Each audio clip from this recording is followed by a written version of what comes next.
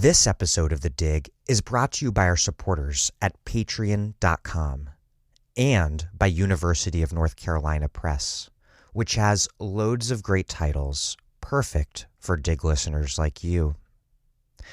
One that you might like is Race for Profit: How Banks and the Real Estate Industry Undermined Black Homeownership by Keeanga-Yamahtta Taylor, a frequent guest right here on The Dig. In the late 1960s and early 1970s, a wave of urban uprisings pushed politicians to bring about an end to the practice of redlining. Reasoning that the turbulence could be calmed by turning black city dwellers into homeowners, they passed the Housing and Urban Development Act of 1968 and set about establishing policies to induce mortgage lenders and the real estate industry to treat black homebuyers equally. What ensued was a bonanza of racist corruption at the expense of black homebuyers. The racist exclusion of redlining had been transmuted into a new phenomenon of predatory inclusion. Race for Profit uncovers how exploitative real estate practices continued well after housing discrimination was banned, and new policies meant to encourage low-income homeownership created new methods to exploit black homeowners. By the end of the 1970s, the push to uplift black homeownership had descended into a gold mine for realtors and mortgage lenders, called by Michelle Alexander a horror story of racial capitalism and longlisted for the National Book Award. Race for Profit reveals how the urban core was transformed into a new frontier of cynical extraction. Race for Profit: How Banks and the Real Estate Industry Undermined Black Homeownership by Keeanga-Yamahtta Taylor. Out now from University of North Carolina Press.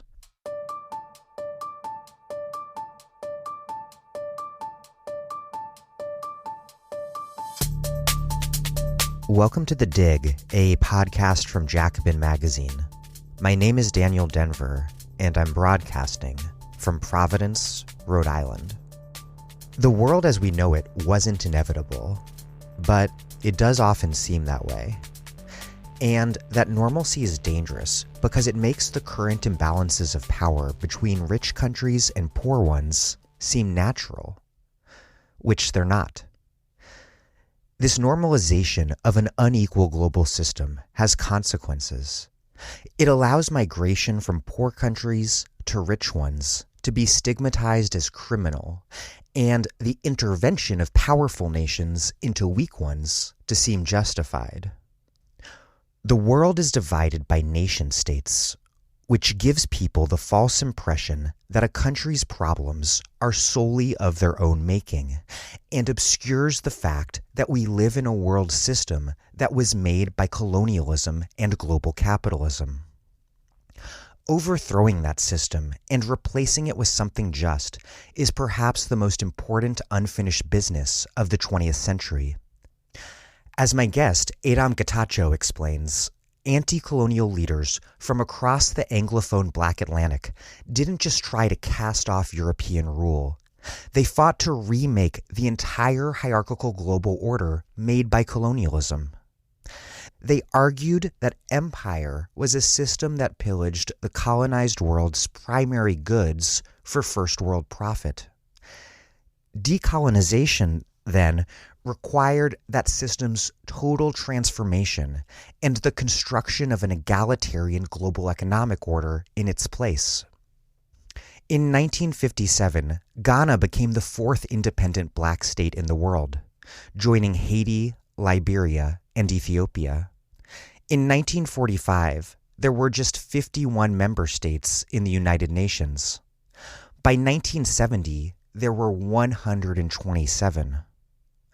Leaders of the decolonizing world, like Ghana's Kwame Nkrumah, Trinidad's Eric Williams, Jamaica's Michael Manley, and Tanzania's Julius Nyerere, followed black anti-colonial radicals like C.L.R. James, W.E.B. Du Bois, and George Padmore, who had identified slavery and the transatlantic slave trade as foundational to not just colonial subjugation, but to the making of the entire capitalist world system that had made race into a pretext for domination.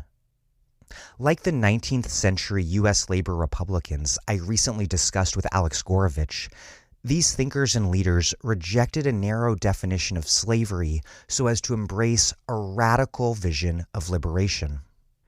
Already by the 1970s, however, the wealthy countries of the global north were deftly moving from fighting to maintain direct colonial control to insisting that the global south was out of control. It was the global corollary to the neoliberal assault on the domestic post-war settlement in Europe and the United States. Quickly, the leaders of a now neocolonial order declared that the anti-colonial alternative was impossible because there was, as Margaret Thatcher put it, simply no alternative.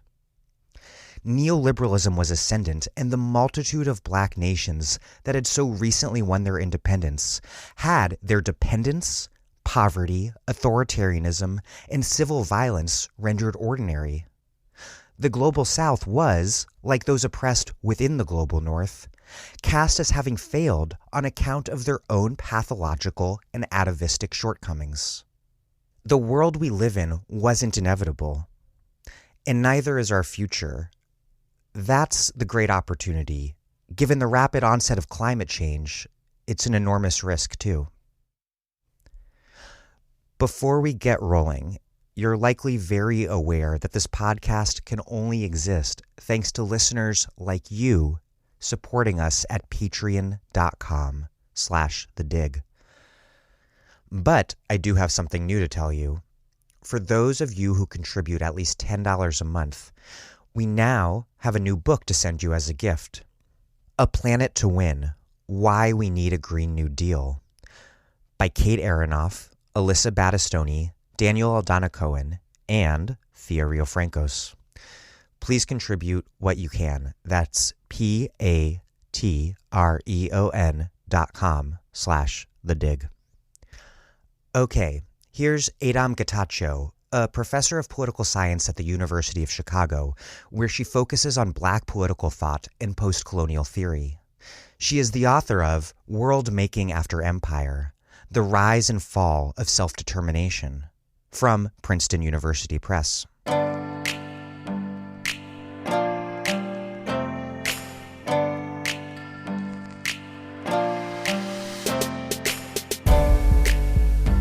Adom Getachew, welcome to The Dig. Thanks for having me, Dan. Conventionally, decolonization is portrayed like so. Formerly colonized people secure national self-determination by winning control of an independent nation state and casting off alien, usually European, rule. But the history that you piece together throughout the 20th century and across the Anglophone Black Atlantic is a very different one. Radical leaders and intellectuals fought for a form of decolonization that would require transforming the entire world system. To start off, explain your overall argument and how it departs from the conventional wisdom. Sure. So as you've noted, the traditional or standard account of decolonization has really two pieces. One is this thesis of alien rule, which views empire primarily as a bilateral relationship between a metropolitan power and a colonized periphery. Second, it views the international politics of that bilateral relationship as one of exclusion, so that we imagine that the colony is excluded from international politics and international legal relations.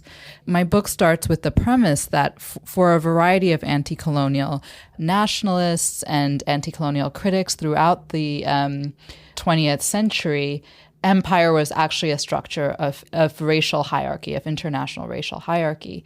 And for them, this meant two things. One, the colony was not excluded from international political and economic relations, but unequally integrated. It was a subordinated part of the international infrastructure. Two, they always thought that alien rule was only one form of imperial power. It didn't have to be the only or the only form, even if that was the dominant form that a variety of anti-colonial nationalists were combating in the period that they were in the period of the 20th century. So this argument that unequal integration and international racial hierarchy meant for them that you couldn't just limit decolonization to securing national independence or national self-determination. You had to undo these structures of international hierarchy, both in their legal, political, and economic manifestations.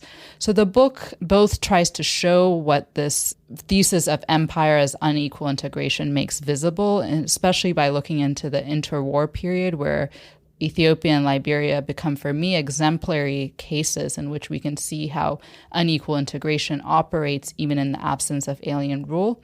Then the rest of the book looks at three different projects of what I call anti-colonial worldmaking, attempts to transform international political and economic relations. And these are the emergence of a right to self-determination in 1960, the creation of regional federations in the West Indies and in Africa, in the late 1950s and through the early 1960s, and then finally the new international economic order of the 1970s.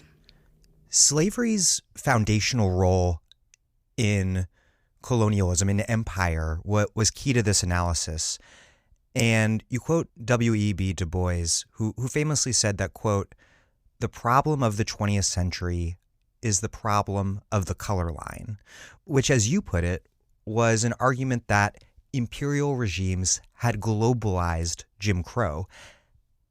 How did the legacies of the racialized institution of chattel slavery come to shape an imperialist project that had initially been conceived of in perhaps more civilizational terms? How did that shift change how colonialists understood and organized colonialism in increasingly racialized terms? And also, importantly, how did the anti-colonial thinkers across the Black Atlantic that you're writing about, like Eric Williams, C.L.R. James, and Du Bois, how did they develop a shared analysis of colonialism's origins, its ongoing nature? So the story of New World slavery and the transatlantic slave trade plays a number of roles throughout the book. First, it's the case that for these the anti-colonial characters at the center of the book, the New World slavery is the originary moment of the modern world. So this is the site and space in which something like unequal integration is first born out for them. It creates the world system that they are then embedded in and combating into the 20th century. So, of course, that is a story of... And it not only creates that world system, but there's no world system before. Right, exactly. Exactly. And I think, we can talk about this later as well, but the idea of anti-colonial nationalism as a project of world-making comes from the perspective also that empire itself was a world-making project, right? It made a world of deep forms of hierarchy and unequal integration. And it's against this backdrop of imperial world-making that anti-colonial nationalists were intervening. So, but that story of slavery's as a foundational moment in the world order is a story of kind of deep historical continuity. And against that backdrop, I try to highlight a story that's really focused on the late 19th and early 20th century. And here it's a post-emancipation story about how ideas of naturalized racial difference actually emerge after the end of New World slavery. And here I draw on the work of Thomas Holt, Saidiya Hartman, and others.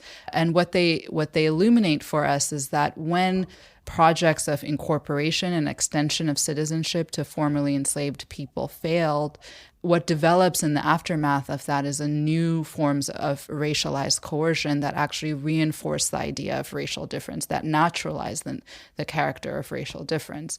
In this late 19th century moment, this account of deep racial difference would get incorporated, expanded, and extended into European imperial expansion into the African continent. So here, a really important reference for me is Andrew Zimmerman's book, Alabama and Africa, which traces how the German Empire in Togo would try to extend the model of the new Jim Crow South into their African empire by partnering with Booker T. Washington and the Tuskegee Institute, and had an imagination of Togolese colonial subjects as ideal cotton cultivators, growing out of, again, this effort to globalize the Jim Crow South.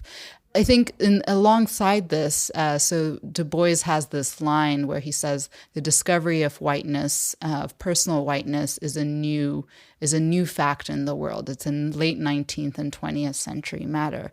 And I think what he has in mind here is about a kind of newly resurgent ideas of Anglo-Saxonism, of white civilization.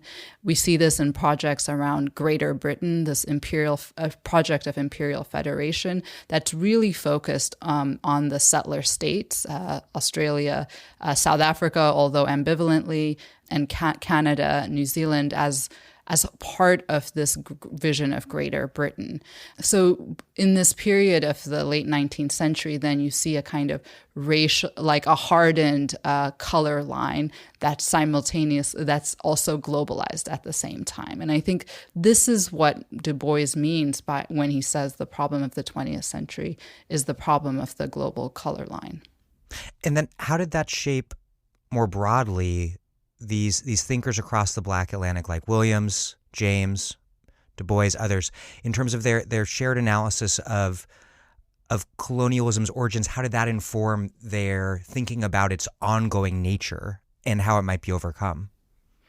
Yeah, that's a great question. I mean, one of the things the book tries to show is that in the interwar period, there's a real contestation and debate about what slavery is and what history means for the 20th century. So the first chapter shows that the League of Nations would, in the 1920s and 30s, be preoccupied with the question of slavery in Liberia and Ethiopia, in the two free and independent African countries. And throughout this period would engage in a variety of efforts at international intervention, mandation, as ways of quelling what they thought to be a humanitarian crisis.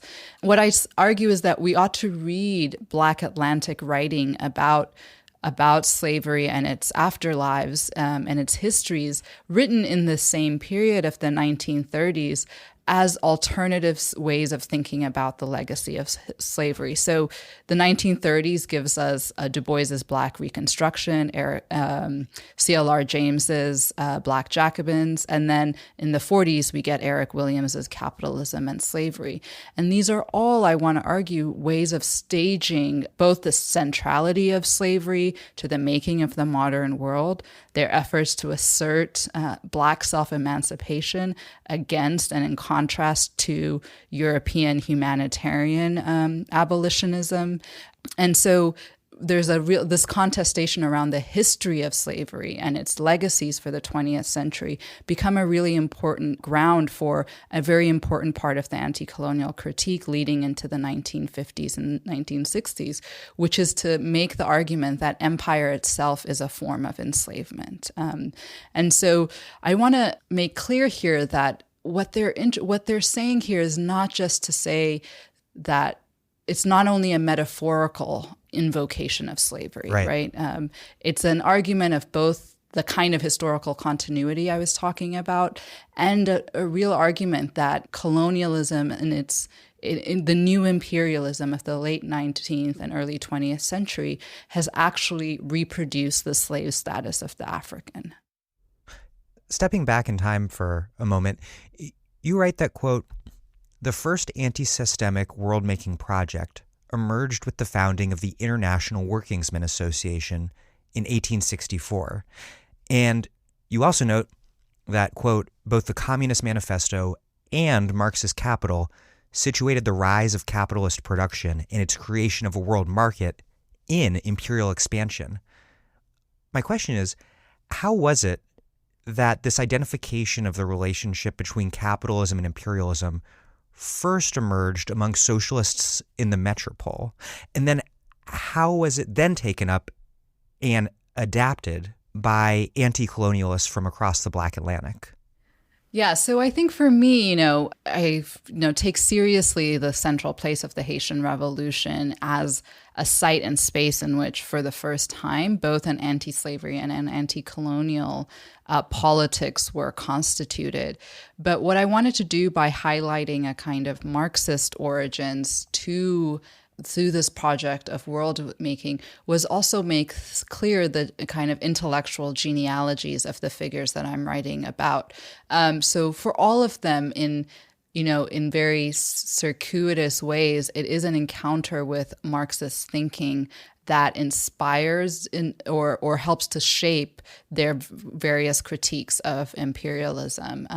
So Du Bois's encounters with Marxism in the 1930s very much influence and shape Black Reconstruction, even though he's never, probably not a traditional Marxist. And Andrew Douglas's new book does a great job of thinking about the ways he draws on Marxism, but given his kind of commitments to thinking about race, always has a kind of diagonal relationship to Marx.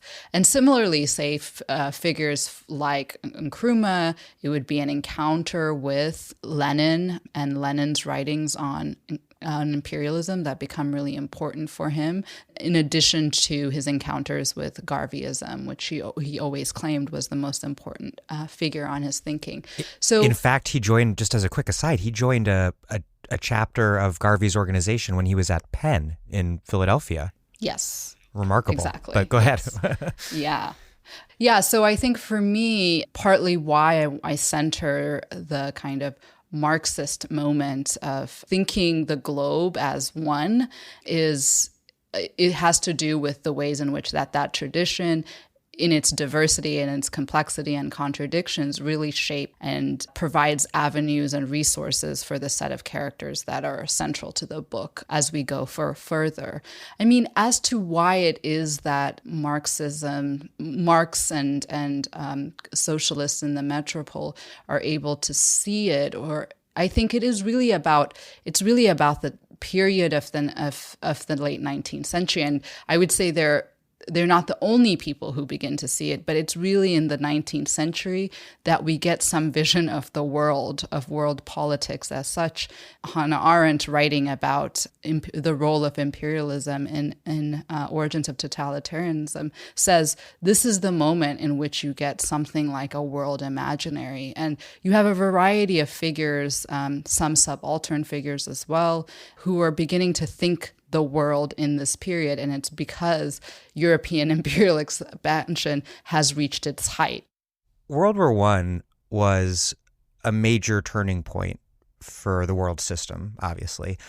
And Du Bois saw it as principally caused by imperialism, writing, quote, "The ownership of materials and men in the darker world is the real prize that is setting the nations of Europe at each other's throats today." But strangely enough, South African leader and League of Nations architect Jan Smuts also believed that it was a crisis of imperialism. But he believed that it reflected poorly on some forms of imperialism or colonialism, while actually proving the virtue and necessity of Britain's decentralized model, which he took as a model for the League of Nations, if I remember correctly. Conventionally, the origin of the right to self-determination as decolonization, this beginning of the universalization of Westphalian sovereignty, is associated with the League and U.S. President Woodrow Wilson's 14-point speech. But you write that when you look at what was being put in place, it becomes very clear that this moment was not so much an antecedent to decolonization, but rather an attempt at the beginning of a transition to a new form of unequally integrated world order. Well, what did Wilson and Smuts actually envision, and how does it differ with how the League has been remembered? Yeah, I think, we think of the League of Nations as a kind of the originary moment of a liberal international order, right? That gets corrected and transformed, but largely it gives us the imprints of what we've come to know as liberal internationalism, with Woodrow Wilson as the sort of foundational figure. So in that, when we say that the League is the founding moment of the liberal international order, there's always this question with, well, what do you do with the deep persistences of imperialism and the ways in which that the League is actually now directly involved in imperial, at least oversight, through the mandate system. The mandate system was the mechanism by which former colonies of Germany and territories in the Middle East would be governed. And so oftentimes we get a story in which, well, there were these universal ideals, but they just weren't fully realized in the League of Nations, and they would be gradually realized by the time we get to the United Nations. So what I want to show is that it wasn't actually a problem of the non-realization of the universal principles like self-determination, but the ways in which they were already from the beginning articulated in such a way that empire could become compatible with self-determination.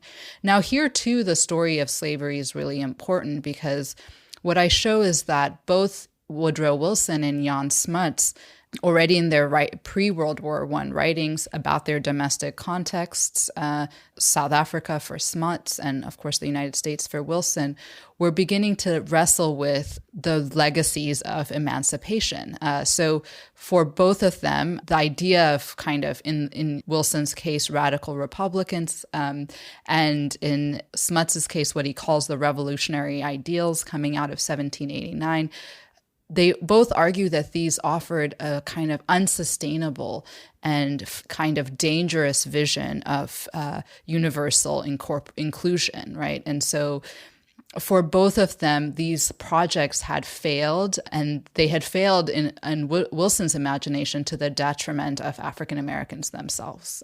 So for him, and he begins to, these reflections on the Civil War and a Reconstruction emerge alongside Wilson's reflections and thinking on American imperial expansion in the Philippines and elsewhere. And so what he argues in this context is that we have to forego the idea of a universal right or principle of self-government. In fact, self-government means different things for different people, right? And because the self in self-government is contextually dependent. Exactly, right. The self in self-government for him is one that we have to think about the capacities of the people, their internal composition. So in the Philippines case, it's the diversity of the peoples in the Philippines island that excludes them from self-determination. And what I argue is that Wilson is he has a kind of ambivalence, right? On the one hand, he seems to gesture to a kind of older model of civilizational development, one in which eventually all the selves might be ready to have something like self-rule. At other times, though, it seems like, say, something like the internal diversity of the Philippines isn't a surmountable problem of development. So it seems like what he's really after is a much more stable hierarchy in which certain people would never be self-ruling. Smuts, I think, fully resolves this tension, right? So for him, he would say, already in the kind of, even if they don't achieve self-rule of the European variety, they may still be able to, they've still achieved self-rule, right? And, the proto-apartheid state of South Africa already embedded Black self-rule for him in the native administration structures. There are forms of consent that he believes in that aren't what we would maybe today identify as meaningful democratic control over society. Right. So in designing the mandate system, for instance, he says, now, of course, the mandate people, should be consulted, but as to whether they want their German masters back, but we all know that they won't actually want their German masters back, so we can assume that mandation is the right choice, right? What's really interesting about Smuts also is, he has a close relationship with liberals in Britain, including J.A. Hobson, an important critic of empire and one who would influence Lenin's account of imperialism. But so Smuts does pick up this argument that imperialism is really the source of war, but his definition of imperialism is one that excludes the British Empire, right? So he makes this disassociation of imperialism and empire. And for him, imperialist states are the Ottoman Empire, Germany, which he calls centralizing states, right? What he thinks is exemplary about the British Empire and why he takes it to be a model for the League is that he says it's an empire that allows for diversity and differentiation. So within the empire, you have Britain itself, you have the dominions like Australia and South Africa. You also have the dependencies, right? And so all of these have variegated forms of rights and duties. And this is for him the kind of model of the international order and what would get instantiated in the League of Nations. How is this history all rewritten to, sort of, I guess, like exclude Smuts maybe from more popular memory, who played a huge role and was the Prime Minister of South Africa, of all places, and to make Wilson, who was an unabashed white supremacist, to make him the father of decolonization? I mean, yes, I think that's a good question. It's weird. Yeah, it's very weird. But I think one is, I think there is a more general way of thinking about subaltern or Black politics and Black political thought in which it's always derivative, right? Its origins are always in the West, and it becomes a way of telling that story as one of diffusion. So I think that has something to do with it. Two, I really think, in some ways, it's a projection back onto this period about a story of American hegemony throughout the 20th century, right? So it's in part because of the central place of the United States throughout the 20th century, and increasingly as the century wears on, that we can go back to narrate this moment as if Wilson was the only or the primary actor in that particular moment. So it's more a reflection of U.S.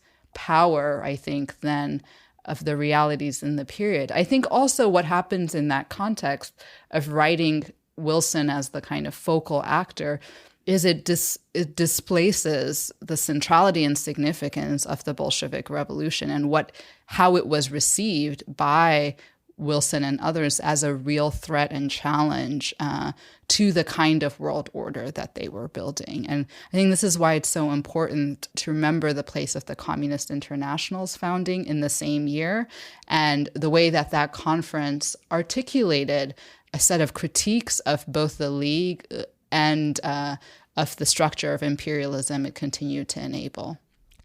As you mentioned earlier, both Liberia and Ethiopia were members of the League of Nations, and that white-led government's pretext for subjecting them to a second-class status was complaints about slavery in those two countries, a precursor of sorts to what has today become imperialism justified as humanitarianism. And you write that the slavery charges, quote, deflected from the broader question of labor exploitation in colonized territories, while slavery itself was disconnected from colonial labor and cast as an atavistic holdover in backward societies. Du Bois said of Liberia, quote, her chief crime is to be black and poor in a rich white world, and in precisely that portion of the world where color is ruthlessly exploited as a foundation for American and European wealth, part of the whole colonial slave labor system. I had no idea about this history of the Liberia and Ethiopia's time in the League. How did a colonial system rooted in the slave trade come to project slavery onto Africa as a problem almost endemic to the continent that white people would save the continent from? And what was the actually existing colonial labor system that this all obscured? One of the things that's important to remember is that anti-slavery imperialism is already written into the scramble for Africa. So if you look at the treaty that comes out of the Berlin Conference, there are anti-slavery clauses in there in which all the European states commit to fighting slavery in the territories that they control. And this is a central It's the most deeply perverse thing. It is deeply perverse, yes. By the time we get to the crisis of slavery within Liberia and Ethiopia in the interwar period, a variety of things are reinforcing this kind of argument. So one, as I say, it is a strategy of deflection. It's a way of both, celebrating or the idea of European success in abolishing slavery. So the argument is that everywhere that Europe actually controls African territory, slavery has in fact been abolished, right? And in it's these two territories in which there is no European rule that slavery persists. It operates with a really minimalist account of what slavery is. So in which ownership and sale are the primary vectors through which we understand what slavery is. So what this obscures about the broader landscape of colonial labor, it varies in a variety of ways, are all the ways in which the colonial state is actively involved in coercing Black labor, right?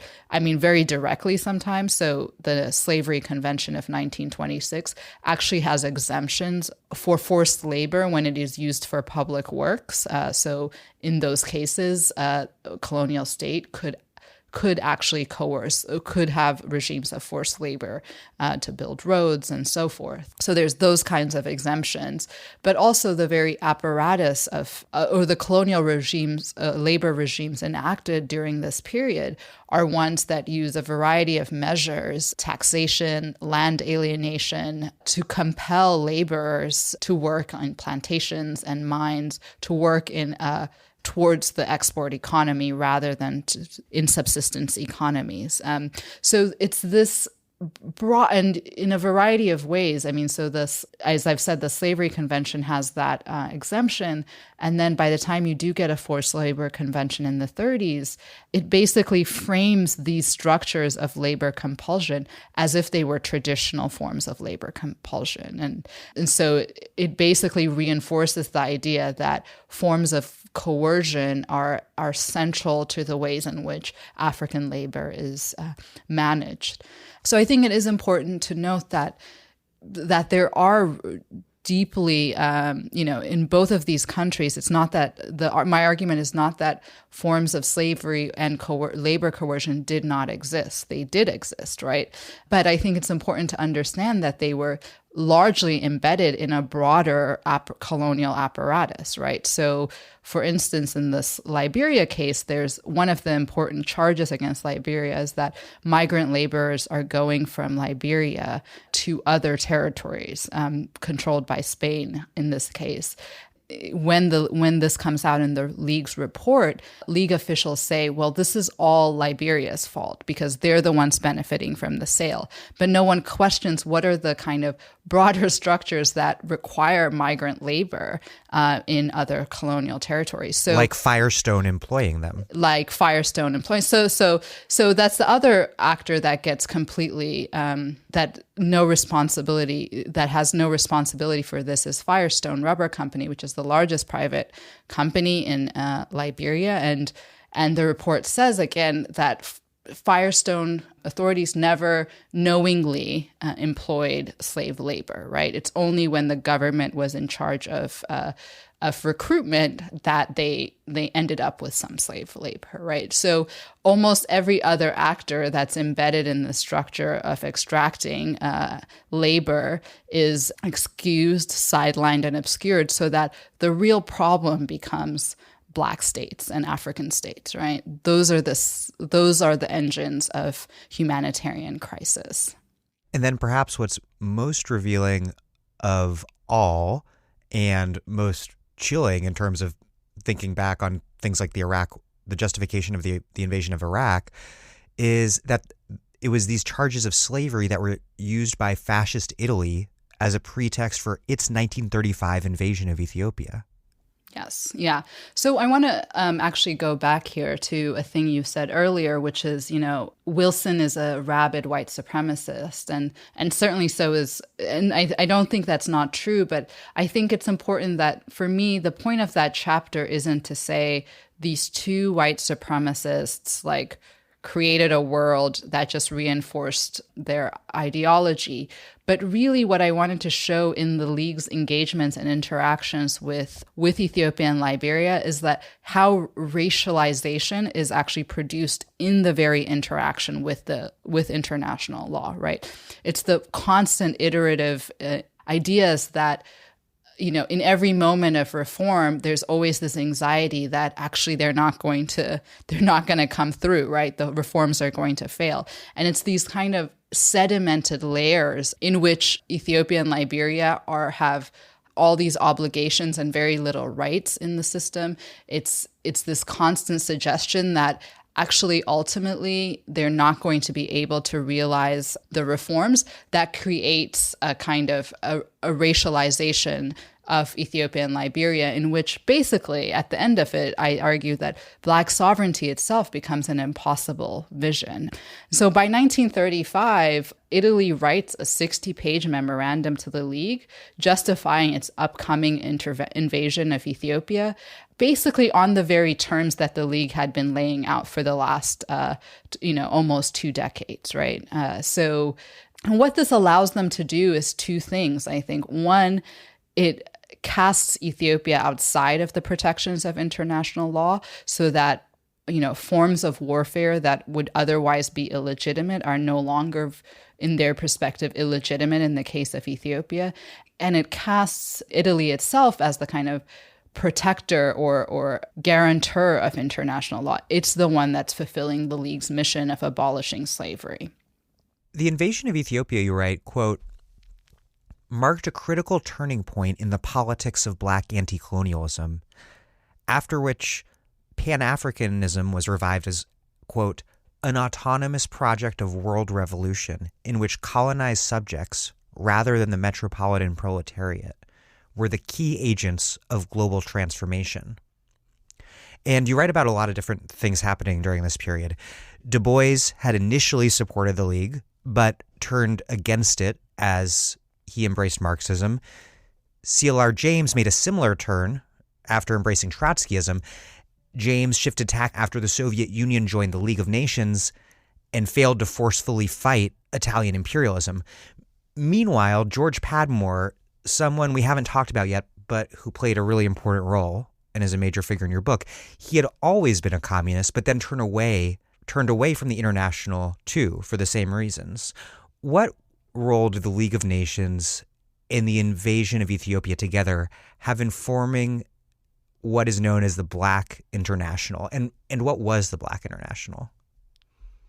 The Italian invasion of Ethiopia has a real incredible becomes a galvanizing force within the Black Atlantic. So there are protests and petitions and various forms of action, strikes all over the Black world, in the Caribbean, in the United States. African Americans try to volunteer to fight for Haile Selassie's army. So it's a really powerful and important moment, in part because Ethiopia had been up until that moment the symbol of Black independence, or a symbol of Black independence, right? Ethiopia, both as a site and a kind of imaginary of Black freedom, had played a central role for Black people throughout the 19th century and into the 20th century. So it's a real moment of crisis and also a real moment of politicization for various kinds of actors. So in this moment, I think there is a variety of ways that the three figures, Du Bois, James, Padmore, all in some ways from very divergent places begin to converge around a set of questions, a set of ideas. So Du Bois, when the League is formed, for instance, and he's not unique in this, I think, he thinks that a real internationalization of the mandate system, for instance, might be a good way of, one, introducing forms of local self-rule, and two, engaging in a project of development in which development is actually for the mandated territories rather than against them. And so I think he remains committed to this project of internationalization. And he sort of sees like educated American Black people from a somewhat imperial perspective at this point. Yes, I mean, that's true. And this is a kind of reoccurring feature of his thought, but also other figures in the period, including Marcus Garvey, someone he saw as a kind of really bitterly opposed to. So I think it's both an encounter with Marxism, viewing the ways in which that project of internationalization in the mandate system had failed, that places Du Bois by the 30s into a much more critical orientation to the League.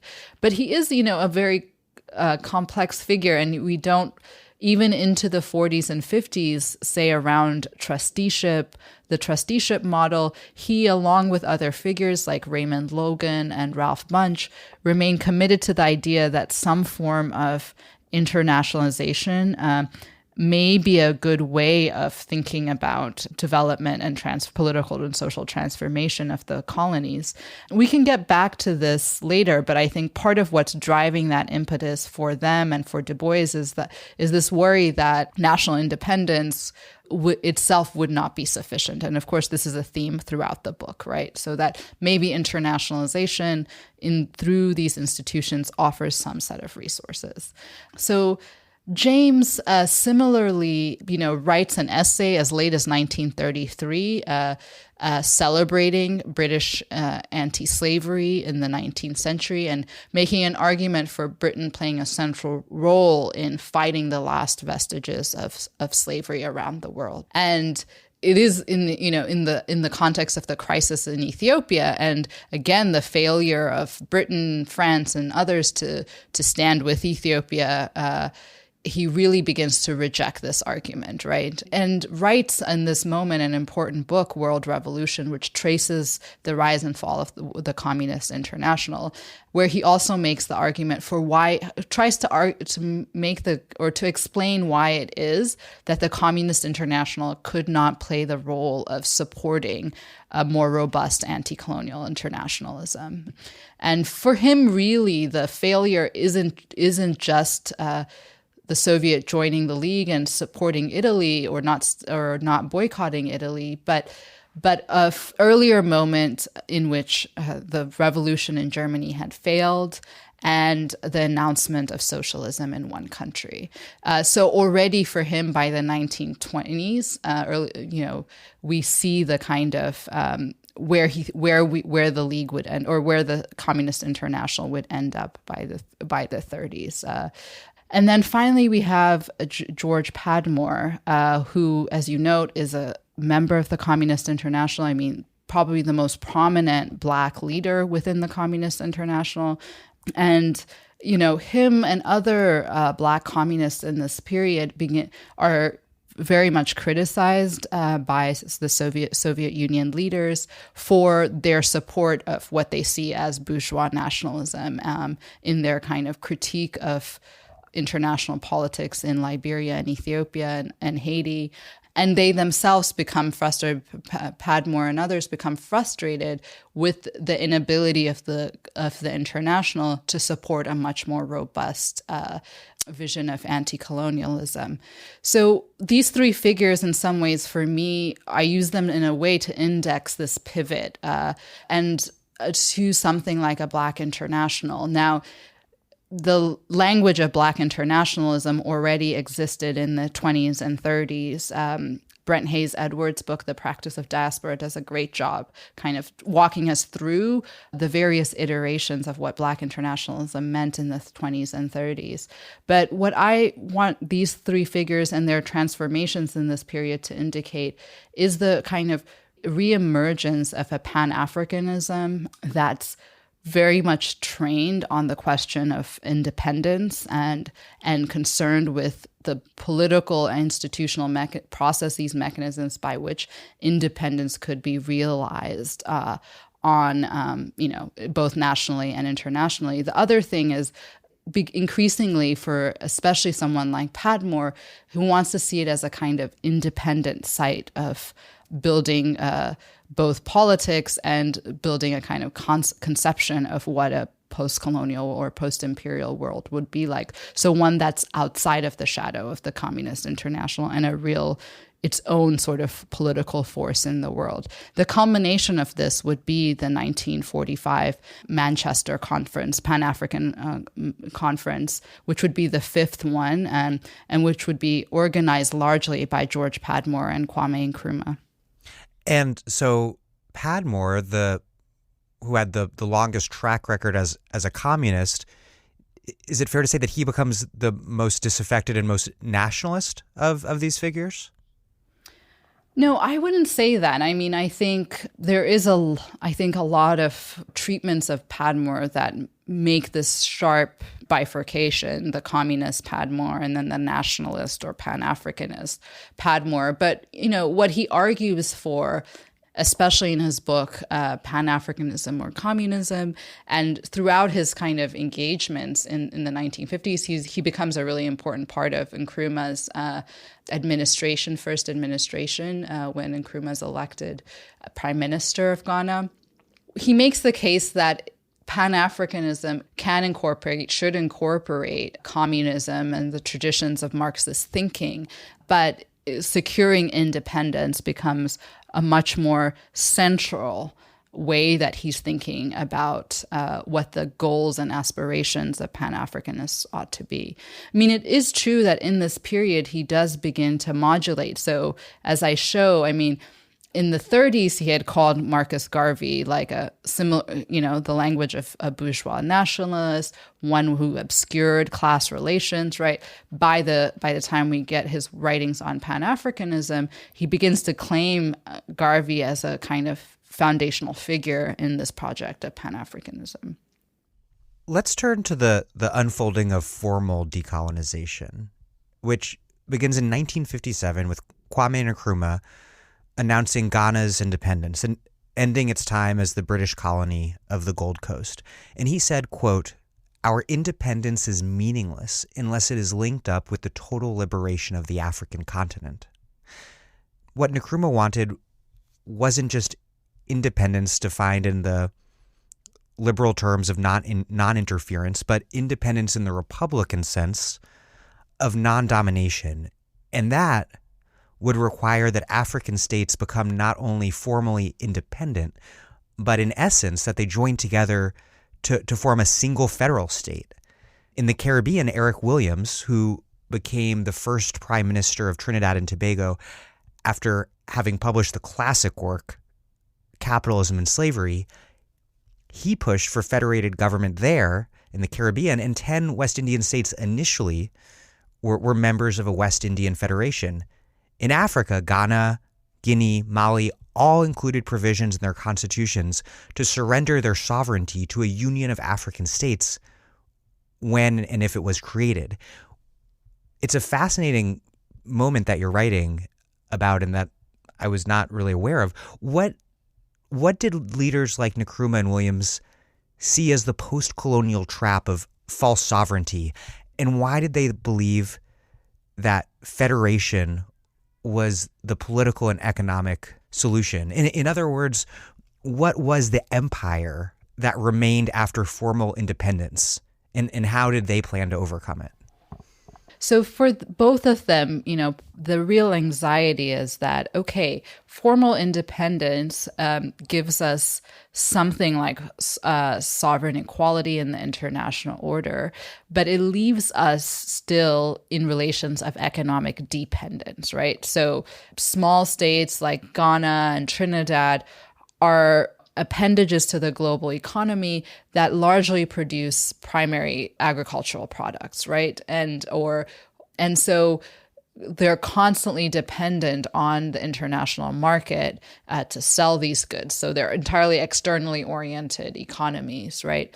And the anxiety here for them, and Kwame Nkrumah's thesis of neocolonialism really captures this, is that these forms of economic dependence mean that you're constantly open to the possible encroachment of foreign actors, right? And these actors might be states, like former imperial powers or the new superpowers, or they may be corporate forms, right? So Nkrumah says, having won formal independence, we might think that our elected representatives now serve the interests of the citizens of the post-colonial state. But in fact, because we've got a flag, we've got a national anthem. Right. We have a parliament that meets in the national capital, right? But in fact, because of the externally oriented character of these economies, because of these structures of economic dependence, these newly elected leaders, these representatives of the nation, are much more likely to be co-opted, are much more likely to be, in fact, unwillingly serving or perhaps willingly also serving the interest of external actors, right? So, and perhaps even more so that they're not just that they might be co-opted, but they're not actually governing.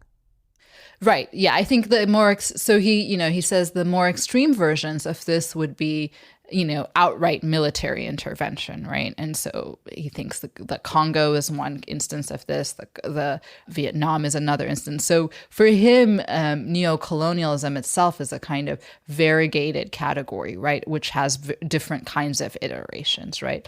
And I think, in some ways, what the Republican language of non-domination or arbitrary power allows us to see is it doesn't really matter, actually, for him whether, in fact, these forms of encroachment are happening or not. It's the possibility that they might happen, that the vulnerability to these forms of encroachment and intervention that themselves ought to be the sources of anxiety, right?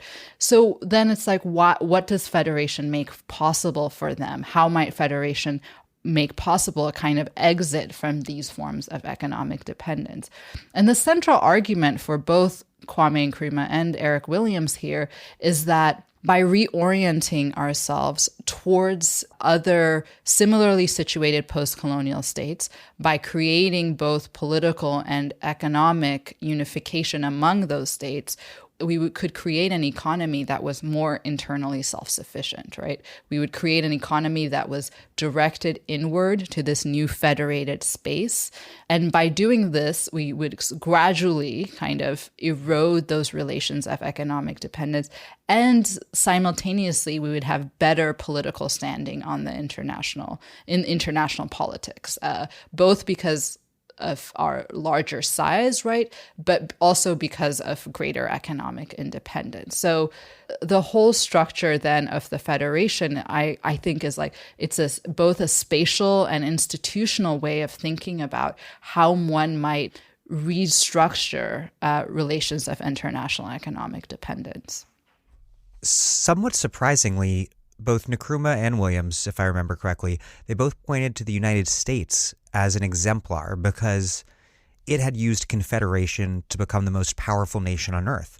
But the U.S., of course, was and is a settler colonialist nation and an imperialist one.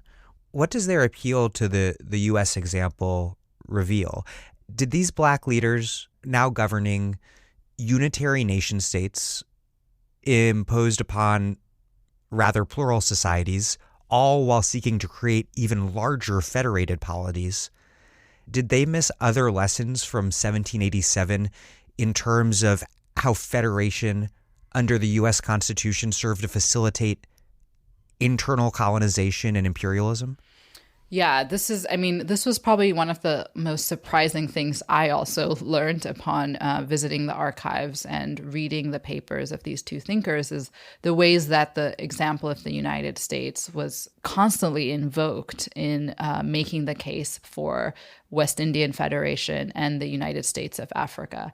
So, I think this is a deeply puzzling example. And I think there's a variety of things going on here, right? One, I think it served a powerful rhetorical example for them, right? In two ways, right? One, Nkrumah was especially prone to do this, is to say, if you think about decolonization as a project of, that's now has spanned almost 200 years. If we think of the United States as having undergone a form of decolonization in 1776, and you look out in the world and you think, this is the only post-colonial success story in some case, right? All these other contexts, Latin America, Eastern Europe, suffer the very forms of economic dependence that we are also facing in the contemporary moment. And these are all spaces, he argues, where various attempts at unification had been unsuccessful, right?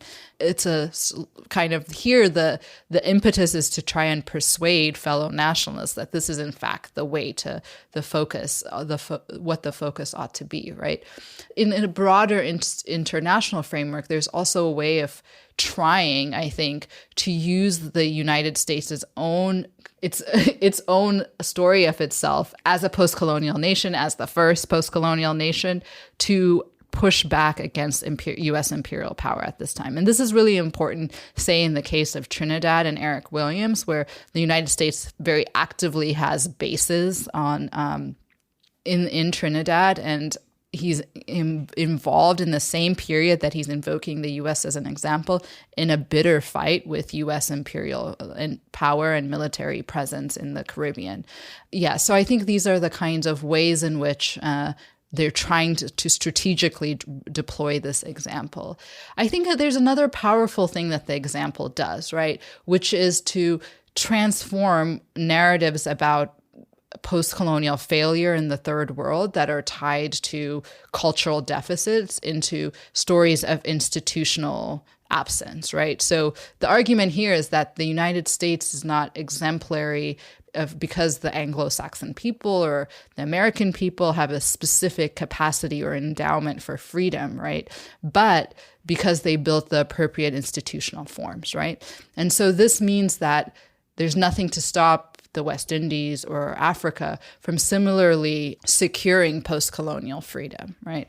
But I think your question, is really right on in some sense, because it illuminates some real blind spots of these two thinkers. And namely, this has to do with how their kind of fixation on centralizing and aggregating political authority, right? They see this as the primary mechanism and means by which to overcome this problem of economic dependence, while sidelining and marginalizing very real questions of internal pluralism, right? Which are already almost immediately problems within independent African nation states, let alone a continental federation. Exactly. I mean, so, one of the really striking things in the Ghanaian example is that in the lead up to Ghanaian independence, Kwame Nkrumah rejected arguments for internal federation, which were largely mobilized by the Ashanti Kingdom, which had various kinds of autonomy within the British imperial structure, right? And I think there's really important debates and tensions around why that was. And for him, the forms of autonomy that the Ashanti Kingdom did have were kind of non-democratic, et cetera. But I think there was a real failure on his part and others to imagine what would be mechanisms to, institutionalize, to preserve various forms of internal autonomy. And I think, this blind spot does come back to haunt him because it's precisely these kinds of anxieties and these kinds of questions that give other anti-colonial nationalists and post-colonial states greatest pause when he begins to make the arguments for federation on the continental stage. How did Nkrumah see the secession crises in Congo and in Nigeria? I mean, so he's by the time Biafra is happening, he himself is out of power. There's a coup in Ghana in 1966. But, the question of Katangan secession for him becomes a real story about the international politics of decolonization, right? So he's immediately drawn to the ways and the role of international actors in the secession. So both that Belgian officers helped and sort of, I wouldn't say instigated, but at least supported the Katangan secession, right? And then it immediately becomes a proxy war of the Cold War. But again, I think what this obscures is the real internal domestic questions about how to organize post-colonial government, right? Whether and in what forms local autonomy and self-rule might be institutionalized in these large and complex post-colonial societies. But at the same time, I think he was really prescient, for instance, around how the Congo crisis becomes this way again of reintroducing or reinforcing the language of racial incapacity for self-rule, right? So the example becomes almost immediately a story about African unpreparedness for independence, right? One narrative about Congo that gets repeated throughout this period is how few people have college degrees, right? How few people have been educated in the Congo. And this becomes somehow an implicit way of suggesting that perhaps independence had come too soon to the Congo. Not for explicitly biologically racial reasons, but based on supposedly facially neutral criteria like educational attainment. Yes, exactly. The West Indian Federation only lasted from 1958 to 1962 after voters in a 1961 referendum in Jamaica rejected it. Soon thereafter, most African states also rejected federation in favor of a looser alliance under the Organization for African Unity. What were the key criticisms raised by people like Nnamdi Azikiwe in Nigeria and Norman Manley in Jamaica, and why ultimately, we've talked about a lot of problems and obstacles in the Federation project, but why did it ultimately fall apart?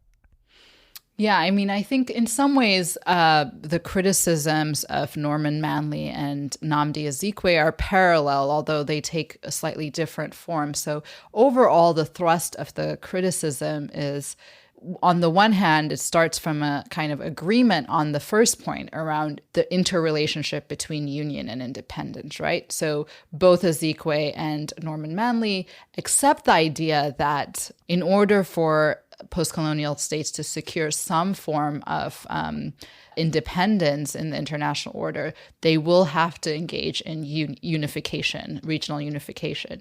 But what they're both anxious about is the structure of the unifications that Nkrumah and Williams are advocating. And as I show, in some ways, in both their hands, federation, which is a structure of equal member states, is increasingly looks internally like a state-like project, right? So both of them want highly centralized federal governments, which have powers of taxation, powers to plan a regional economy, and a lot of the powers they're interested in providing within the federal government are economic.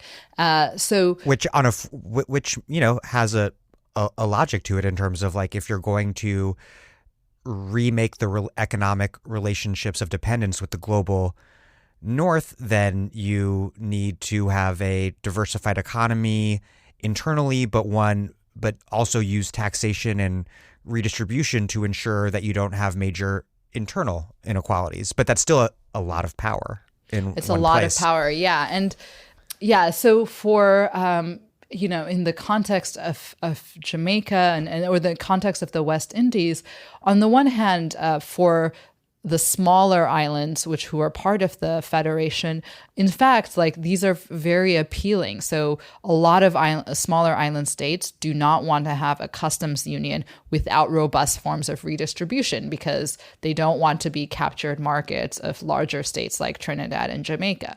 But for Jamaica, which is itself, is the largest of the 10 states that would have been part of the West Indies, it had up until this period its own development plan, right? That required had protectionist clauses, especially vis-a-vis Trinidad. And so there's a real anxiety here that the economic burdens of the federation would unduly be placed on Jamaica. And so that's one reason. And two, there's a kind of complicated politics around representation and whether or not representation in the lower house should be solely on the basis of population or whether there needs to be some other calculation.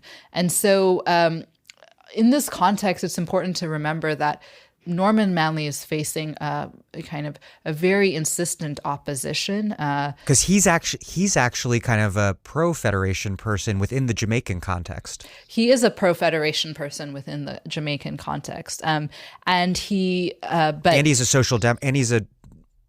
left social democrat, socialist. I don't know how you describe him. Yeah, I mean, he's not. I mean, we'll talk about his son in a little while. So he's not a Democrat, a social democrat of the kind that his son would be in the 70s. But certainly, he represents the left of the nationalist split in this period. So it's under intense domestic pressure and opposition that he asks for a series of concessions from within the Federalist negotiations, and he's the one who suggests the referendum, but he only suggests it because he thinks he'll be able to win, actually. But of course, he loses the federal vote. I mean, I think there's the kind of historical processes by which the Federation, which led ultimately to the demise of the Federation. But this question about what the appropriate balance of union and independence would be remains salient in the African experience as well. So in that context, we're dealing there with already independent states. The worry there is actually there's a lot of openness to the possibility of economic integration. So here, surprisingly, the worry is less economic than political. And the anxiety is that this creates a new form of regional hegemony, right? So what Ezekwe is arguing for, actually, he calls it a miniature United Nations, right? One that has kind of contains within it protections like non-intervention and equal sovereignty, while creating room for forms of functional integration around regional security, around economic integration. So I think, one of the things that's really important about this federal debate for me is about the challenge that around how do you build kind of regional federations that both, make possible meaningful forms of self-rule at various levels of the federation, right? While also having robust mechanisms for redistribution and economic transformation. And it seems to me that what this federal experiment in the Black Atlantic stages in some ways is the difficulties and tensions around those two questions. This is Sarah Jaffe, and you are listening to The Dig with Daniel Denver, my favorite podcast for thoughtful discussions on the U.S. left and beyond, and you can support it on patreon.com.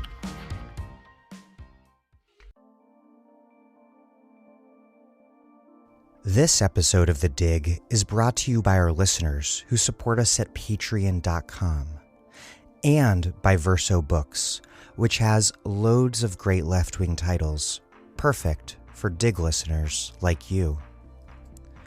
One that you might like is How to Be an Anti-Capitalist in the 21st Century by Eric Olin Wright, with an afterword by Michael Burroy. Capitalism has transformed the world and increased our productivity, but at the cost of enormous human suffering. Our shared values, equality and fairness, democracy and freedom, community and solidarity, can provide both the basis for a critique of capitalism and help to guide us toward a socialist and democratic society.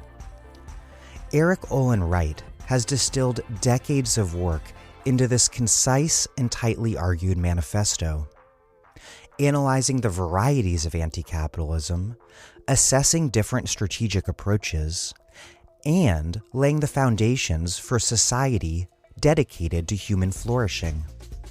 How to be an anti-capitalist in the 21st century is an urgent and powerful argument for socialism, and an unparalleled guide to help us get there.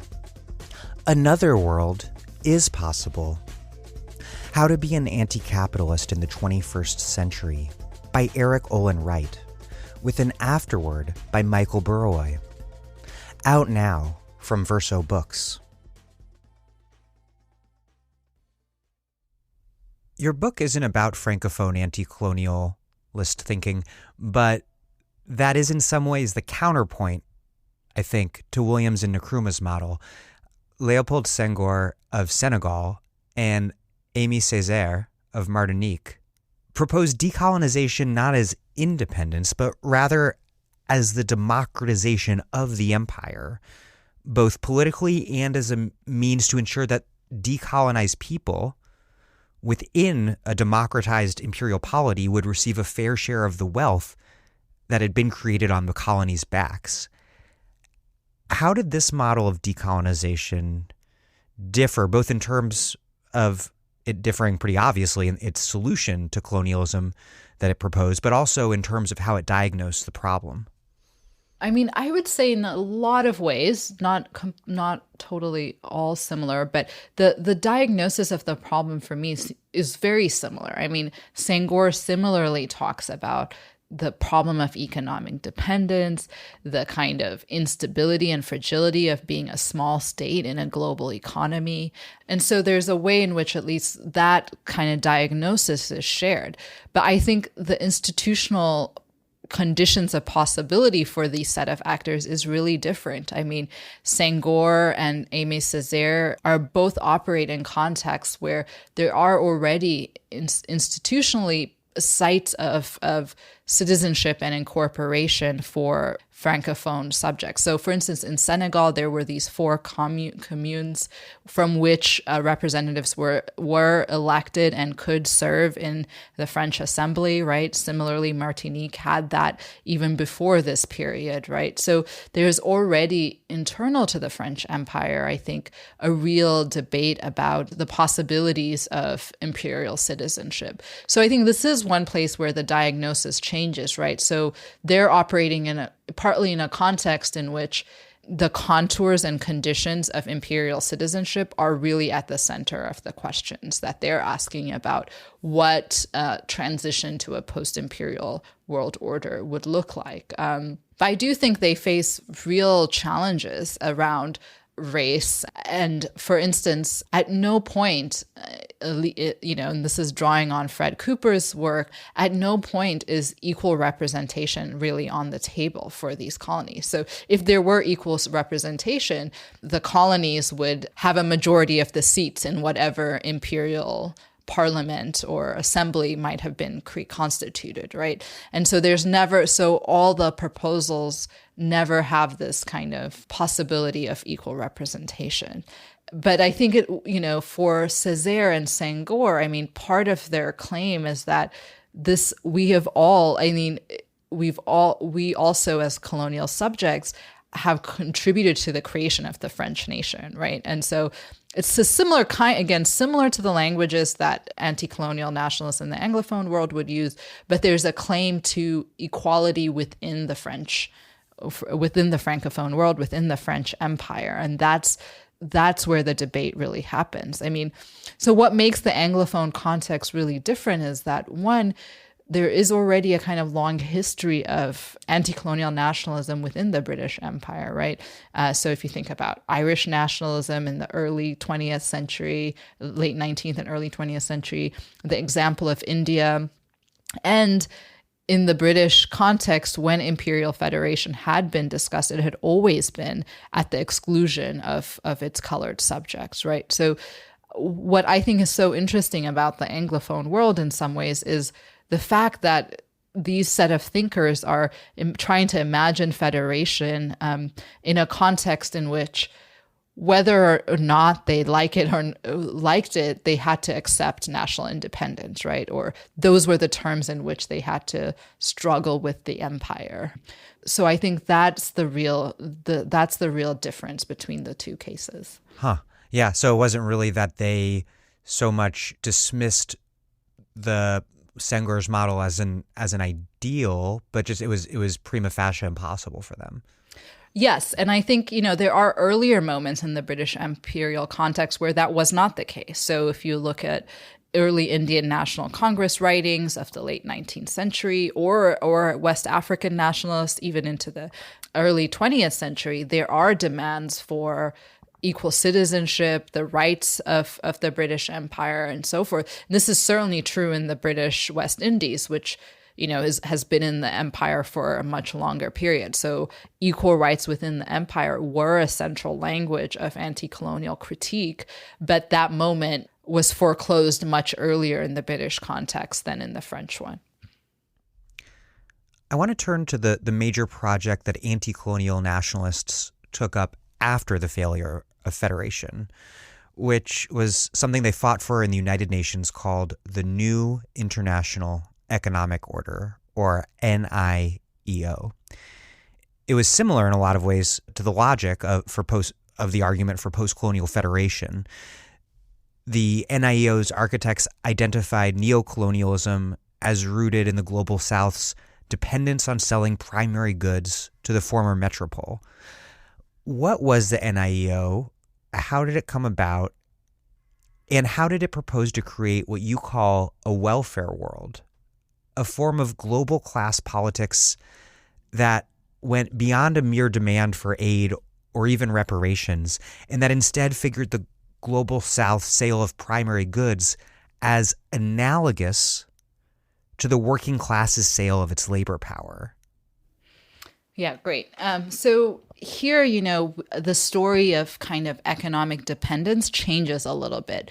So as I said, the neocolonialism thesis really focused on the possibility that external actors might manipulate or deploy the structures of economic dependence. Here, the anxiety is that the very structural apparatus of the international economy persistently undermines the capacity for post-colonial government. And very front and center in the minds of Julius Nyerere and Michael Manley, who are my figures in this part of the book, is the experience of declining terms of trade, right? The fact that the primary goods that they are selling on the global market are, in fact, the prices are falling dramatically for these products. So that any capacity to sort of deploy the revenues from this, from the sale of these primary goods to transform the domestic economies is persistently undermined by the very... This is a crisis in the import and substitution industrialization. Yes, it's a crisis in the import substitution model. But more generally, the focus on, say, the problem of dependence shifts less, it becomes less about, again, external actors that might deploy it, but that the very structure of the global economy generates arbitrary forms of power, right? It constrains the capacities of action in a variety of ways, and these are constantly outside of the control of the post-colonial states.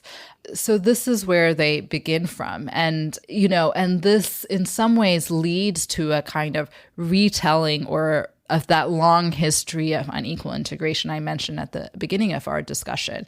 Now, both Michael Manley, especially Manley and the Caribbean context, would really emphasize that a state like Jamaica is entirely a product of its international relations, right? It comes out of an imperial process. It's constituted by that international context. And so it's a creature of the global economic order in some ways. And so what this also does is it forecloses for them another possible option, which is exit, right? Delinking or autarkic forms of efforts to try and secure self-rule or end independence.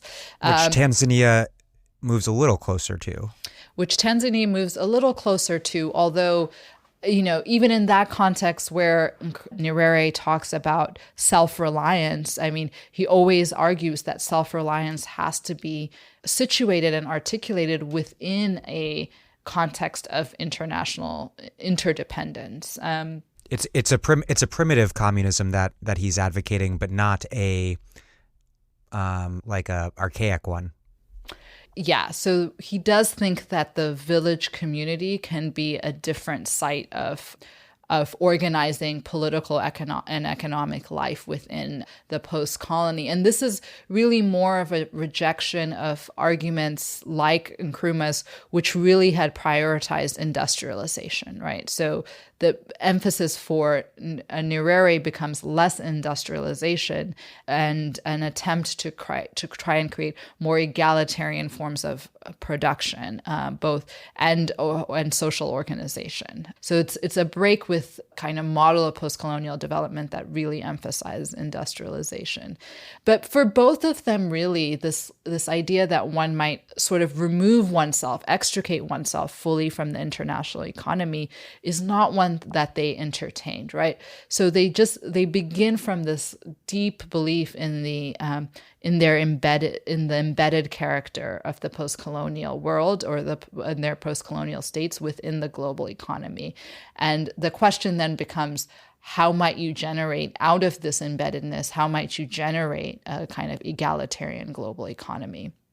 And so this is where we get the kind of analogy to the working classes, right? That the sale of primary goods and the sale of one's labor is actually analogous. Nyerere makes the direct analogy with workers, and then Manley often says that the post-colonial world are like the rural sector, the farmers of the world.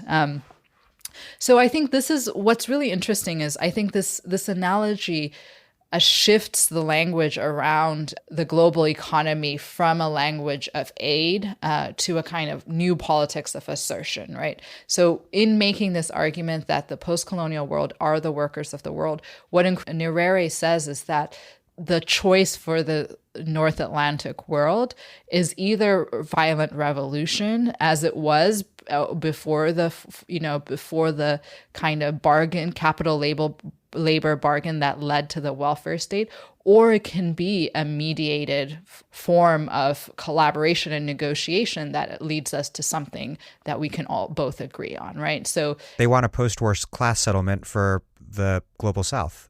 Exactly, yeah. And it's really interesting because, we didn't talk about this, but right after World War II and the formation of the United Nations, the thing Ezekwe says is there is no New Deal for the Black man, right? And so we might think of the NIEO as one space, not the only space, but one space in which anti-colonial nationalists try to realize a New Deal for the world, right? A New Deal for the Black world in particular. Now, of course, the challenge around how to think about capital labor settlement for the world is that there is no state mechanism or coercive state mechanism in the international order that could generate that kind of negotiation and that kind of agreement. Nor is it clear exactly how, if the global South as a whole is the working class, what their power is to wage class war. What's their strike? Right. So one of the things they do try to do is build associations around products that they produce, right? And here, really, the model is OPEC, and OPEC plays a central role as both an inspiration for the new international economic order and as a model of the possible forms of, it's not a strike, but a way of generating leverage in the international economy. So there's like bauxite associations and all these commodity associations, and the attempt is to kind of collaborate and set prices collectively. So that's one version of the ways that they try to intervene in this global economy. The second, I think, which is equally important, is to begin to make this argument. They've already made versions of this argument in earlier iterations that we ought to think about the General Assembly of the UN as a kind of as the primary site in which economic policy is for the world will be generated, right?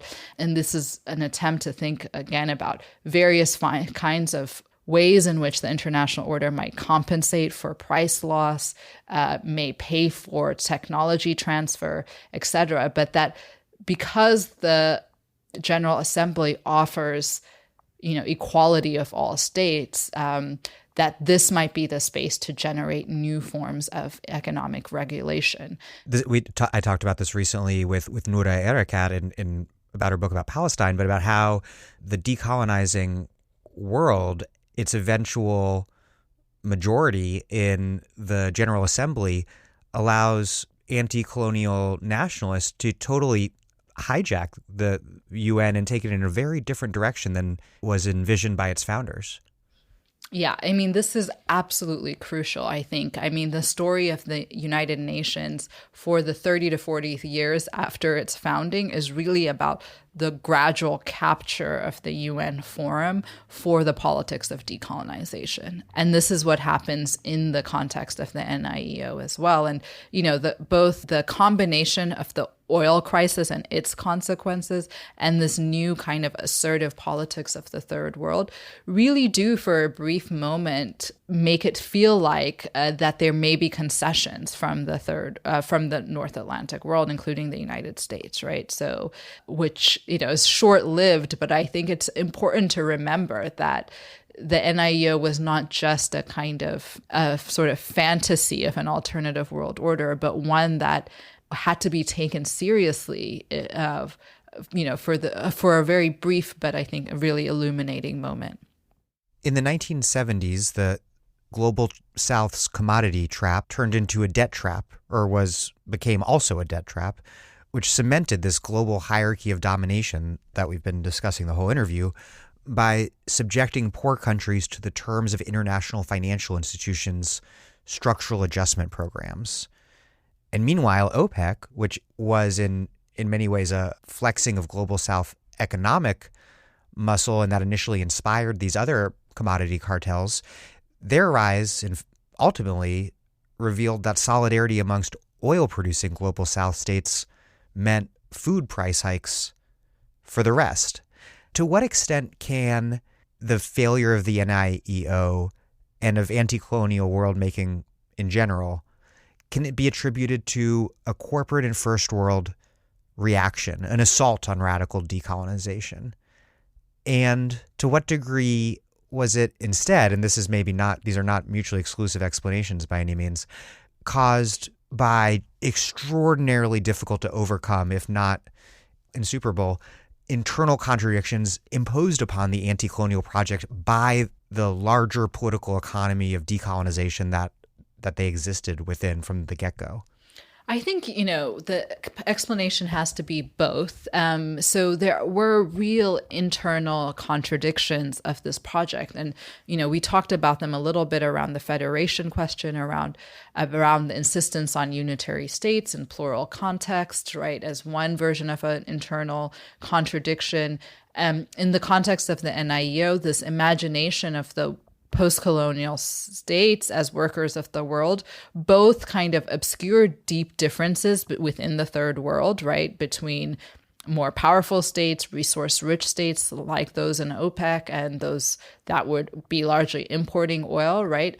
But also within these countries, if you imagine Tanzania and Jamaica as itself the working class, it obscured internal class politics, right? There goes the national bourgeoisie of each of those countries. Right, exactly. And so there's a way in which these were really important internal contradictions of the project, or tensions that were not fully resolved, that were obscured. And at the same time, you have this an external assault that both strategically deploys these internal crises, and then it's really important to note that the emerging debt crisis changes the terrain of struggle, right? So post-colonial states find themselves in a very different place in the late 1970s and into the 80s than they did at the beginning of the 70s, right? So they're in a different they're not in the same negotiating and bargaining position that they had been, right? So I think we have to keep in mind the shifting terrain of global politics in which these struggles are being waged, and the ways in which external actors who were opposed or critical of the projects were able to point to these internal contradictions and tensions to both call into question the kind of cohesion and coherence of the project, to make visible what they would call the hypocrisy of the project.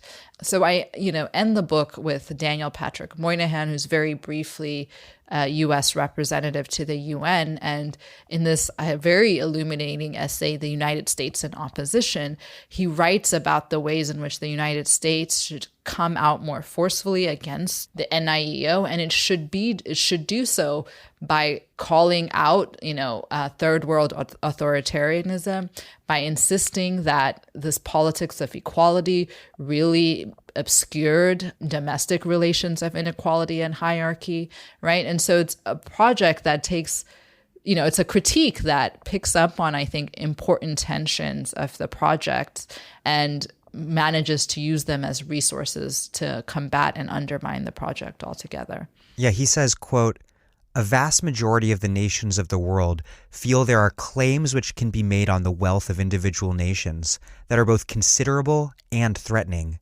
A tyranny of the new majority that failed to understand that their economic condition was of their own making and no one else's. And so no claim on anyone else arises in consequence." That's a mishmash of different parts of that speech that you quote. Yeah. I found that powerful because it reveals how the global North and capital succeed in depoliticizing this new iteration of imperial global economics by portraying a system that prioritized particular interests, as it always had, as a neutral and thus universal system. And it reminded me a lot of what played out domestically in the post-civil rights United States in terms of normalizing inequality. Yeah. I mean, I think, it's really interesting to think about someone like Daniel Patrick Moynihan because he plays such an important role both domestically, right? Tangle of pathology. Yeah, as the author of the Moynihan Report. And he writes a lot actually about third world and human rights, the article on the NIEO that I've quoted. So I think it is, an important place to think once more about the interrelationship between the domestic and the international. I also think, one important side of depoliticization is around the international financial institutions, right? So if the new international economic order, part of its argument is for a kind of politicization of questions around the economy, and an argument that the General Assembly ought to be the site and space in which international economic policy is managed, what the claim of the IMF and World Bank is to say that these are spaces and sites of technical expertise, and that we are the best positioned to provide economic policy for the international order. Here, too, I think there's an important analogy with the growing role of, say, central banks within domestic societies, right, where there's a similar kind of depoliticization of economic questions.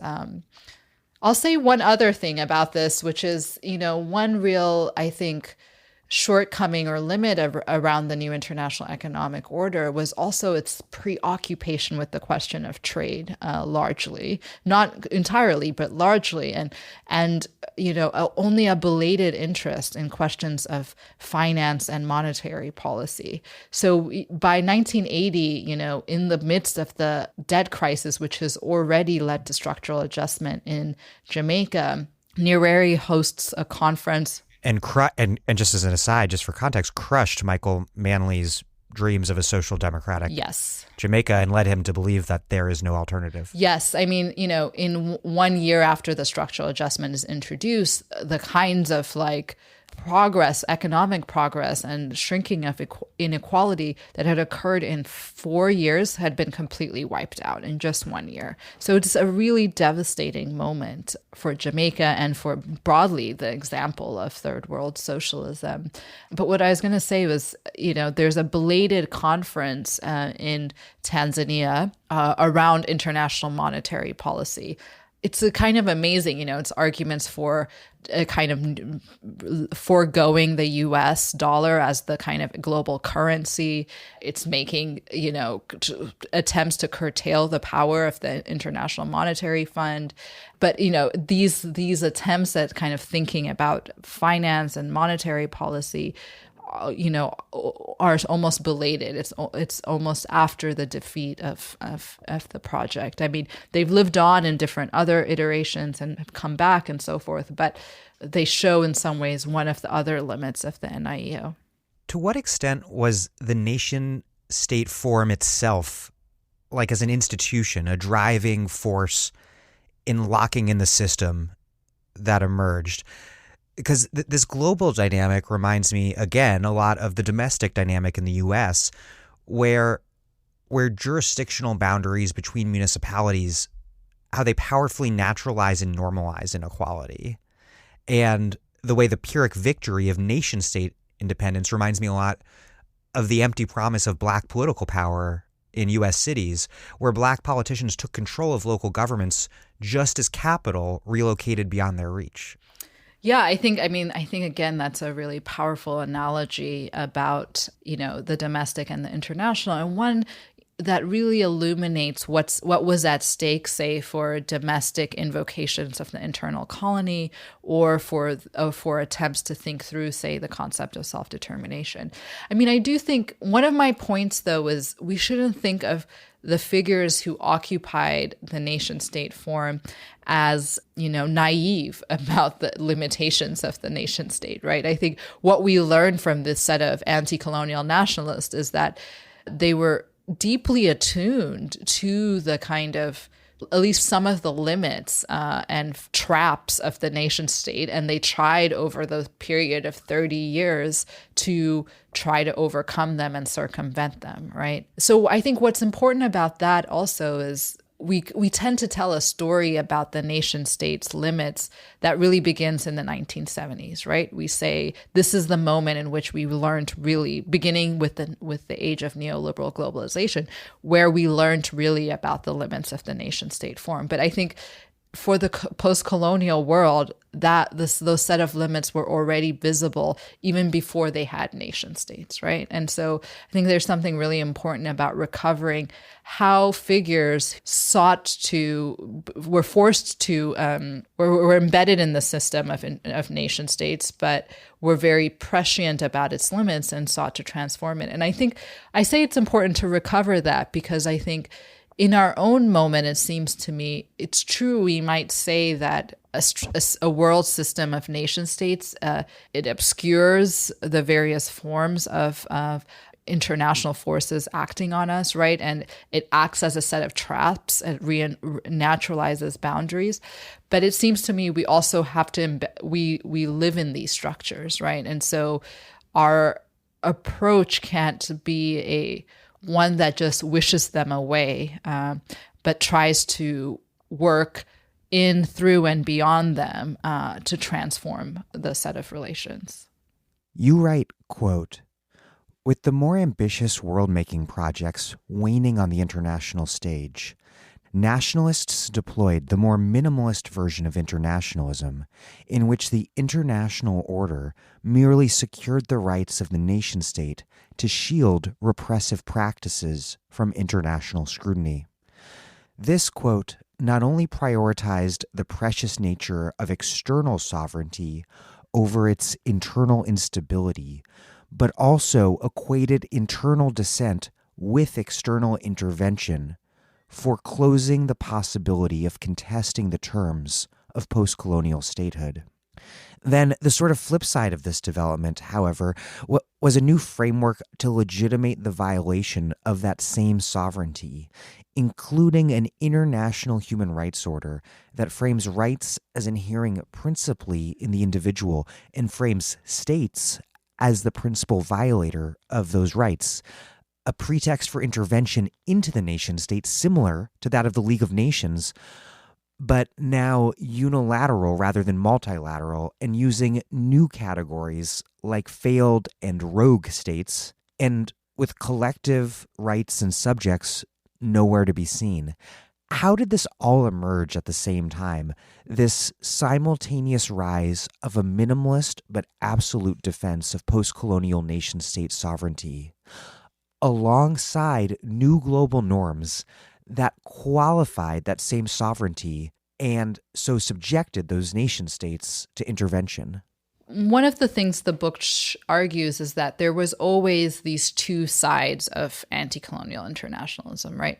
One, this more minimalist kind of defense of the states, of the sovereign state, and then these more kind of ambitious projects that either, wanted to delegate sovereignty to a regional authority or wanted, robust mechanisms of international economic regulation that would ensure equality, right?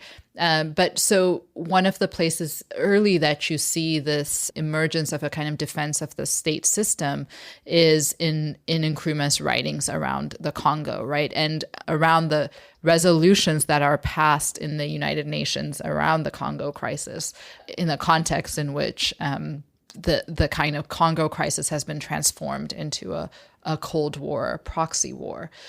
So it's always there in some sense, but I think of these two developments as dialectical, right?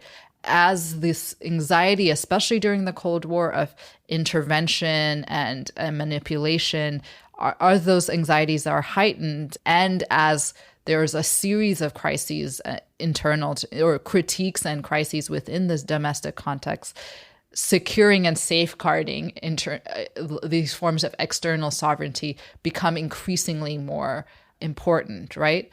But the second development that you talk about, which is this emergence of a kind of language of humanitarian intervention, is in some ways, we can trace the roots of it to the 1970s, where there's an emergence of what Sam Moynihan has called a new language of human rights that's largely about human rights as individual rights that are above and beyond the state. That's already there in the 70s, but it's really only in the post-Cold War context that you see humanitarian intervention actually being articulated and practiced in a real way. Because the fight against the Soviet Union is both a pretext for a lot of intervention, but also a check on it as well. Yes, exactly. And I mean, I think one of the things I point to near the end of the book is the ways that really beginning in the 70s, but certainly by the 1990s, the United States has emerged increasingly untethered from the international system, right? It created the UN system, right? But increasingly undermines international institutions like the UN and seeks to deploy other resources, say NATO or unilateralism in the 1990s and of course into the 2000s. And this is really the moment you see a birth of kind of humanitarian intervention. So for me, it's a sort of, and then of course in that period of increasing humanitarian intervention, it appears as if the only resource, and it's a limited one at best, is a kind of, we're trapped in the kind of insistence on state sovereignty as these increasingly new forms of intervention and new forms of unequal membership in the international order are introduced. Which goes a little bit of a way to explaining why both obviously imperialism is so unsettling, but also certain attacks on it can seem weird too. Yes, like one doesn't want to be in a position of, the defensive posture around state sovereignty can also be dangerous insofar as it does obscure real forms of domination in domestic societies. And then the economic corollary to this whole shift from collective to the individual rights-bearing subject is global economic justice being conceived of in individual terms, which you write, quote, shifted attention to absolute poverty over relative inequality, and which we see today in just kind of like the mainstream development politics, the celebration of microlending and land titling. Yeah, I mean, I think that's a really important development, and one you already begin to see in the 1970s. It's fully articulated in the 80s and 90s, but one that's much more concerned with a basic needs approach or on minimal standards of sufficiency over and above claims of equality. Now, I mean, as Sam Moyne puts it in his book, Human Rights in an Unequal World, I mean, what's interesting and important about this period is, of course, in some ways, yes, we have made actually important strides around the question of absolute poverty, but it's in a context, but in the same context, relative inequality has been magnified astronomically. So it's also this, a certain kind of minimalism that makes it impossible to think about, say, something like, what would a project of global equality look like in the contemporary moment? And so I think partly thinking back to these projects of anti-colonial world-making, and especially the new international economic order, is also to remind us of the scale and ambition of the kinds of political projects anti-colonial nationalists imagined. Your book isn't about climate change, obviously, but I found myself thinking about it constantly or reading it because climate change, of course, has been overwhelmingly caused by rich countries' emissions to create profits for fossil fuel companies, yet its impacts are going to be being most acutely felt by poor people in poor formerly colonial countries the world over. Any effort to deal with climate change by eliminating fossil fuels has to include internationalist redistribution at its core, or the between-nation inequality that fossil fuel development has already created will be locked in place. So my last question is, looking back, what do you think we might do going forward? How might what you call post-colonial cosmopolitanism be revived today? Because it seems like an incredibly important question that we don't have a lot of time to figure out. I think in some ways the book is really concerned with a set of figures who lived, whose projects were emerged and thought between the 1940s and 70s, the 30 glorious years, the age of economic growth. And so in some ways, they too are embedded in a moment that's deeply tethered to the idea of growth as a kind of ongoing project. And it's one that, of course, we don't share as a horizon of possibility any longer. But I think one of the real lessons of their way of thinking about the world is to think exactly as you said about how it is that we think about the unequal integration of our world as the central premise and grounds from which we think an internationalist politics. How they're, say, in their account, the story of the ways in which the global South made the global North was the basis for them to claim a set of inclusion and incorporation in the growth, in the politics of economic growth, in the trajectory of economic growth in that period. And for us, I think that starting from that same premise can be the basis to make a different set of demands about who's going to bear the greatest burdens actually for transforming the situation or the context in which we find ourselves. Earlier this year, when Cyclone Idai hits southeastern Africa, in particular Mozambique, the hardest hit areas were just miles from an offshore oil exploration site, I think that ExxonMobil ran. And in that context, after the devastation of the cyclone, Exxon made a kind of donation towards supporting the recovery efforts. And activists on the ground were calling on Exxon to pay their climate debts. And so I think this language of debt has been deployed both in that context and by demands for reparations in the Caribbean to transform the question of who's indebted to who. It may be that the post-colonial world is indebted, owns debt, but by calling into question or illuminating the ways that, say, Exxon is actually indebted to Mozambique or in other places where it has drilled oil is a way of circumventing that language of debt and calling on the burdens of climate change to be borne by those who have benefited the most.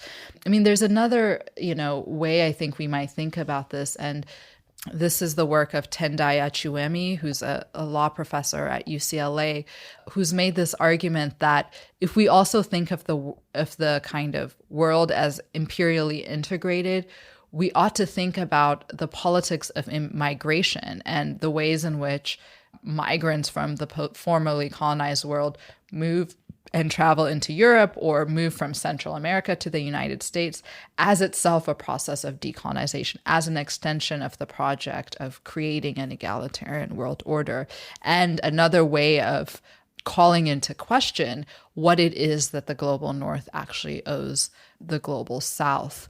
Now, I think you ask a harder question, which is like, what is the kind of how to do it, how to do it. And also just what would be the forms of solidarity, transnational and global solidarity that could reinforce and support these forms of politics, right? And I don't have a, straightforward answer there, but I do think just one more lesson, I think this is just for leftists in the United States to think about, or progressive people in the United States to think about, is this question of what and how we respond to the international crisis and international context of our condition is not just a matter of altruism. And it's not also a matter of solidarity that's like, we are also going to help our brethren out there. But it really, I think, is absolutely fundamental to whether or not we're able to transform our domestic conditions as well.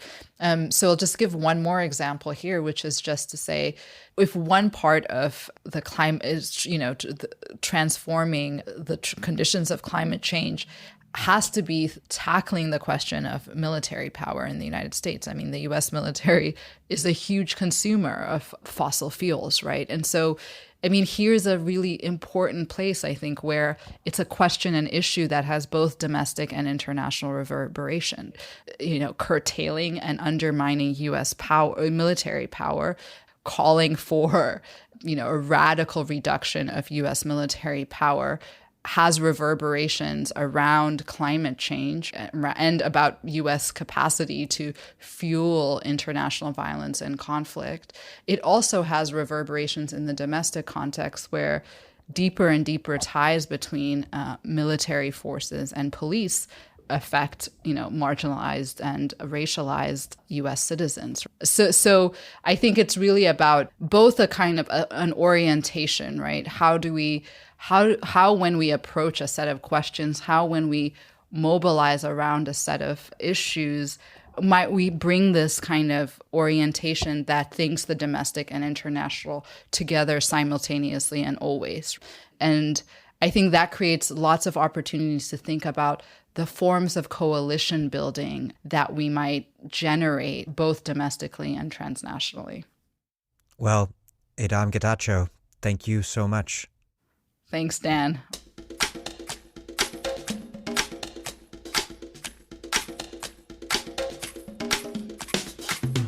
Adom Getachew is a professor of political science at the University of Chicago and the author of Worldmaking After Empire: The Rise and Fall of Self-Determination. Thank you for listening to The Dig from Jacobin Magazine. As Marx once said, after noting that the discovery of gold and silver in America, the extirpation, enslavement, and entombment in mines of the Aboriginal population, the beginning of the conquest and looting of the East Indies, the turning of Africa into a warren for the commercial hunting of black skins, signaled the rosy dawn of the era of capitalist production. While other podcasts have only interpreted the world in various ways, our point is to change it. We are posting new episodes every week.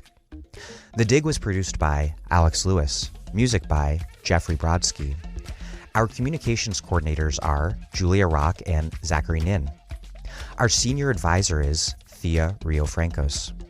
Check out our vast archives at thedigradio.com. And follow us on Twitter at The Dig Radio. And find us wherever you get podcasts and subscribe. If it's on iTunes or wherever, please consider leaving us a nice review. Those reviews ostensibly help put us in touch with new listeners, but what really truly does that is you telling other people how much you like the show. Please make propaganda for us, and do find us at patreon.com and make a monthly contribution to help keep this operation going strong. Even a few bucks a month is huge.